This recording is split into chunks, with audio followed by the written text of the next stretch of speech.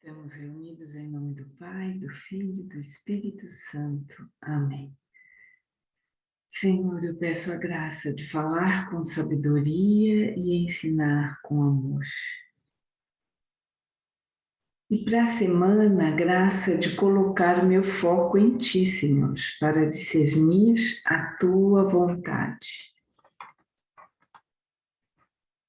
O Evangelho deste 23º domingo eu dividi em 3 partes. Essa primeira é sobre liberdade interior. Se alguém vem a mim, mas não se desapega, e aí ele cita vários tipos de pessoas, não pode ser meu discípulo. Mas quando ele está dizendo que se desapegue das pessoas, não quer dizer não cuidar, não amar essas pessoas, não respeitar. Eu, há uns anos atrás, fui voluntária como diretora da creche ligada aqui à paróquia Santa Terezinha. Terminados esses 2 anos, eu tinha muitas funções e fiz uma contemplação com Jesus e falei: Senhor, o que eu faço diante de tantos apelos? Queriam que eu fosse reeleita, né, diretora da creche. Mas o que o Senhor me falou foi: cuida da sua mãe. Nesse momento da minha vida, o que era mais importante era cuidar da minha mãe, que estava com a saúde frágil, ajudar minha irmã a cuidar dela, né? Que ela morava vizinha da minha irmã. Então, ficou claro para mim que não era eu continuar sendo diretora da creche. E pude dizer não com muita liberdade para esse chamado. Então, veja, não é que a gente não vai cuidar, amar e respeitar os nossos entes queridos, especialmente pai e mãe, né? Mas é sair da simbiose, da dependência. Há muitas pessoas que ficam muito grudadas no pai e na mãe, né? Cria tal dependência ou simbiose que isso tira a liberdade. Então, a pessoa que está sem liberdade no interior tem mais dificuldade de fazer o segmento, porque ela vai falar: ah, mas eu não vou fazer isso porque daí eu não posso ir cuidar da minha mãe, estar com ela, né? Então, a gente está falando aqui sobre a relação com os outros, com as pessoas. Mas, na verdade, as 4 relações principais do ser humano, todas precisam estar ordenadas para que a gente possa, minimamente ordenadas, porque 100% é difícil, mas minimamente ordenadas, para que eu possa ter liberdade interior para fazer realmente o segmento do Senhor. Então, eu olhando aqui para a minha relação com Deus, Deus que eu sigo é um Deus a meu serviço, né? Ou é aquele Deus supermercado que eu fico pedindo toda hora um monte de coisa, que eu não escuto o que ele quer, só quero que ele escute os meus desejos e me atenda, como se fosse aquele gênio da lâmpada mágica que eu esfrego e vou fazendo pedidos, né? Será que eu amo a Deus sobre todas as coisas mesmo? Né? Não é tão fácil amar a Deus sobre todas as coisas. É um bom exame para a gente fazer. Eu já fui me confessar porque me dei conta de que não estava amando a Deus sobre todas as coisas, mas precisei me examinar para descobrir isso. E deixa-me amar por Deus, porque Deus não pode ser aquele ser distante lá no céu, né? Ele me ama, com certeza, me ama como a pessoa única que eu sou. Ele me criou e me ama incondicionalmente. Então, eu peço essa graça também de me deixar amar por Ele. Esse sentir-se amado ajuda muito no segmento, muito. E aqui é que entra a relação com os outros. Como que eu me relaciono com os outros? Às vezes eu me relaciono com o outro como se ele fosse o meu próprio Deus. Ai, se essa pessoa morrer, minha vida acabou. né? Ou se ela estiver doente, ou vou deprimir, não vou conseguir fazer mais nada. Ou, ao contrário, né? Eu desprezo as outras pessoas, uso, né? Uso. Principalmente se eu tiver poder, eu uso as pessoas em vez de me relacionar com ela com amor e estar disposto a servi-la se ela precisar. E com as coisas, né? Também tem coisa que é ídolo. Ontem eu recebi aqui um pedaço da minha família e conheci melhor o esposo de uma prima. E eu vi que ele tinha um relógio totalmente diferente, grande, destacado. Eu falei, nossa, que relógio, né? E ele falou assim, eu gosto tanto de relógio, eu coleciono relógio. Então, não estou dizendo que a gente não possa colecionar relógio, mas como que é a minha relação com esse relógio? Ele me domina?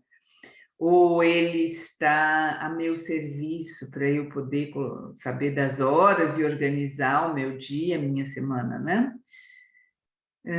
Eu tenho domínio sobre esse relógio. Hoje em dia, o mais comum é sobre o celular, né? Nossa Senhora! Eu domino o celular ou o celular me domina, né?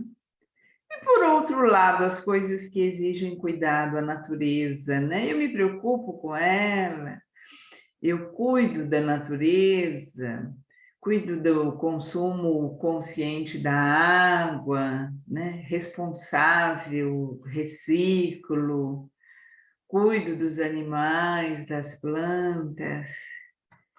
E a relação comigo mesmo? Sabia que a gente se relaciona consigo mesmo? Para mim mesmo, eu sou um ególatra, quer dizer, o ego é que me domina e tudo gira em torno do meu ego. Ou, de outra forma, sou um desconhecido para mim mesmo, não sei quem sou, conheço meus dons, meus limites. Quando estudamos o princípio e fundamento dos exercícios espirituais, é uma oportunidade da gente olhar para essas relações, se estão ordenadas, se não estão, e pedir a graça de ordenar. No outro trecho, né, no versículo 27, quem não carrega sua cruz e não caminha atrás de mim, não pode ser meu discípulo. Eu entendo essa passagem um pouco como sair do controle, né? Nós, às vezes, achamos assim que Jesus está demorando, que não está fazendo o que eu quero, em vez de eu entregar o controle das coisas para Ele, confiar que Ele está fazendo as coisas no tempo certo, as coisas certas, né? A cruz eu encaro um pouco assim, aceitar os obstáculos naturais da vida, acontecem problemas, né? E também a minha personalidade, nessa semana mesmo rezei, pedindo para ultrapassar algumas dificuldades da minha personalidade. Mas Santo Inácio seguiu Jesus mesmo mancando, então a gente vai mancando com as dificuldades da nossa personalidade. E os obstáculos naturais da vida, né? Porque tinham muitas pessoas seguindo Jesus, mas naquela época, como hoje, às vezes querem seguir um Senhor Todo-Poderoso que resolva os seus problemas, simplesmente isso. Um Deus que resolve os meus problemas, o que eu julgo ser meu problema, né? Então, seguir Jesus não quer dizer não ter mais problemas na vida. Vamos continuar com os problemas que todo mundo que segue ou não segue Jesus tem. A diferença é que eu sei que Ele está junto. O padre Nadal, que viveu muito perto de Santo Inácio, escreve o que Santo Inácio fazia já, né, na sua maturidade espiritual. É muito bonito. Ele diz: Inácio seguia o Espírito de Cristo, né? Não se adiantava a ele. Desse modo, era conduzido pelo Espírito com suavidade para o desconhecido, porque ele confiava né? A gente vai para o desconhecido se a gente confia. Pouco a pouco, não atropelava o espírito, ia pouco a pouco, o caminho indo se abrindo, porque caminhante não há caminho, o caminho se faz caminhando, né? A gente vai andando, o caminho vai se abrindo, a gente vai entendendo. Um discernimento, às vezes a pessoa quer discernir toda a história, que vai levar anos. Não, vamos discernir uma coisa por vez. E ele percorria esse caminho sabiamente ignorante. Precisa ter fé e confiança para caminhar sabiamente ignorante, com o coração posto simplesmente em Cristo. Então, ele soube ser um seguidor de Jesus, como Jesus está pedindo nesse evangelho, né? Ele deixou a família, deixou o conforto do castelo, imagina, ele era um nobre, deixou sua posição, sua família, tudo para seguir Jesus, assim, com total liberdade. E, ao final, ele dá 2 exemplos, né, de um homem que constrói a casa, mas não calculou bem, ou de um homem, um rei que saiu a guerrear e também não calculou bem se ele poderia enfrentar o inimigo ou não. Então, grandes empreitadas exigem vontade, foco, que eu me concentre nisso, que eu estude, que eu coloque a minha energia, né? Que eu coloque a minha inteligência racional, minha inteligência afetiva, minha inteligência prática, direcionada ao serviço e louvor de Jesus, né? Ao seu segmento, seu reino. Ele espera de mim que eu ajude a construir o seu reino, reino de amor.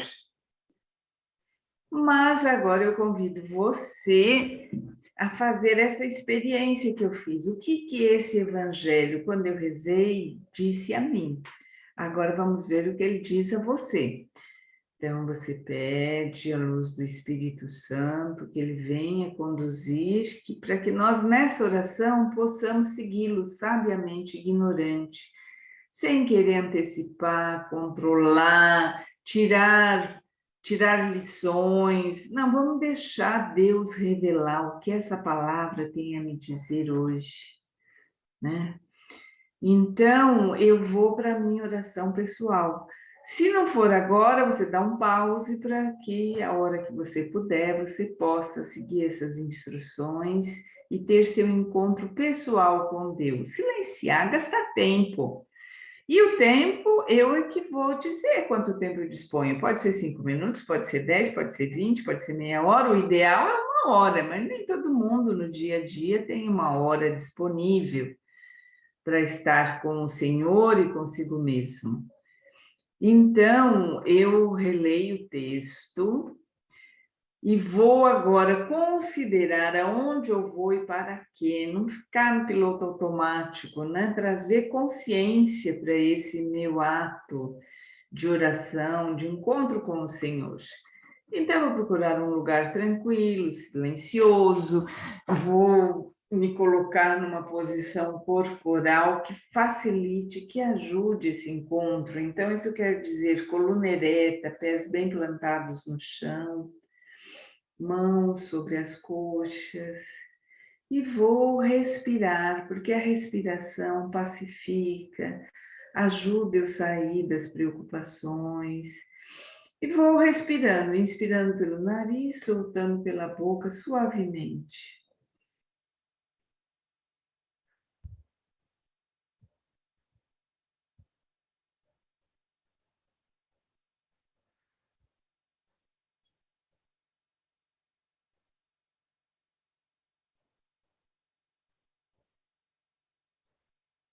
E peço a graça, Senhor, que o meu pensar, o meu sentir, o meu agir estejam voltados para o teu serviço e louvor. Essa é uma graça genérica. Sempre que eu for rezar, eu vou pedir isso, foco. E para esta oração em especial, para esse evangelho, tem essa graça. Senhor, dai-me a graça de colocar meu foco em Ti, para discernir a Tua vontade. Discernir já engloba conhecer e obedecer a Tua vontade, porque se eu sei a Tua vontade, o mais lógico é que eu execute. Então eu leio mais uma vez, ou recordo esse evangelho. Se eu tiver facilidade, tempo, eu posso contemplar essa cena, imaginar Jesus que está subindo para Jerusalém, imaginar essas pessoas que o seguem, estão numa montanha, estão numa planície. Onde é esse lugar? Tem vegetação? Como é que está o tempo? Está calor? Está frio? Com os olhos da imaginação, eu monto essa cena. Vejo que Jesus olha para essas pessoas e diz para essas pessoas, escute ele dizendo essas palavras: quem quiser me seguir. Agora imagine que Jesus está falando para você. Você quer me seguir? Está disposto a colocar toda a sua energia nesse segmento? O foco? Você se sente livre para me seguir, se colocar a meu serviço?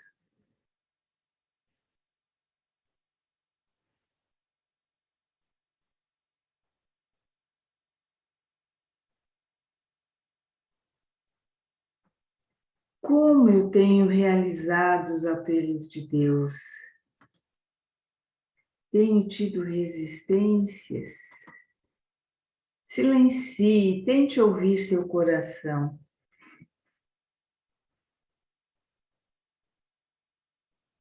Nesse momento, você pode dar um pause no vídeo e ficar o quanto tempo você quiser para conversar com Deus.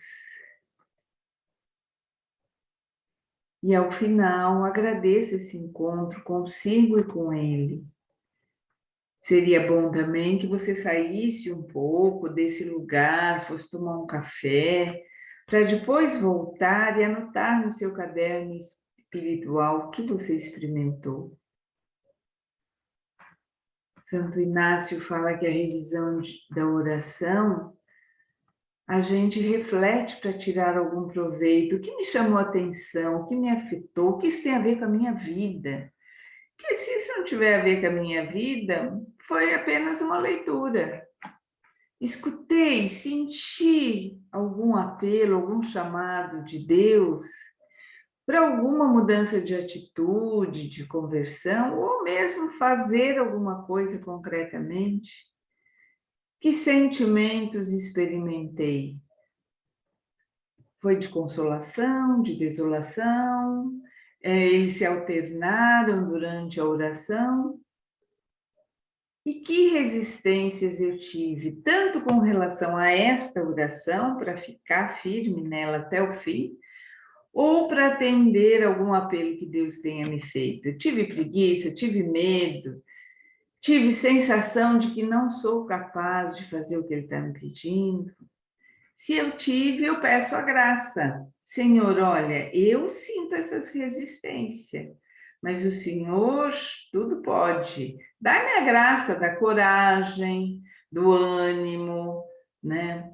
De saber que não sou eu sozinho que vou realizar isso. O Senhor vai me capacitar, porque Deus não escolhe os capacitados, mas capacita os escolhidos. E quem são os escolhidos? Os que se colocam à disposição, os que estão disponíveis. Esses são os escolhidos. E quem é que se colocou disponível, livre, desapegada, e disse sim a Deus. Ela é essa discípula que nos serve de modelo, Nossa Senhora do Sim. O anjo do Senhor anunciou a Maria, e ela concebeu do Espírito Santo. Eis aqui a serva do Senhor. Faça-se em mim conforme a sua vontade, Senhor. E por isso o Verbo se fez carne e habitou entre nós. Ave Maria, cheia de graça, o Senhor é convosco. Bendita sois vós entre as mulheres, e bendito é o fruto do vosso ventre, Jesus. Santa Maria, Mãe de Deus, rogai por nós, pecadores, agora e na hora de nossa morte. Amém. Que o Senhor nos abençoe, em nome do Pai, do Filho e do Espírito Santo. Amém. Na descrição do vídeo tem uma música que resume toda essa pequena videoaula. Amar-te a ti, Senhor, em todas as coisas e todas em ti, em tudo amar e servir, é muito bonito. E também tem opções para você fazer uma experiência mais profunda dos exercícios espirituais de Santo Inácio de Loyola.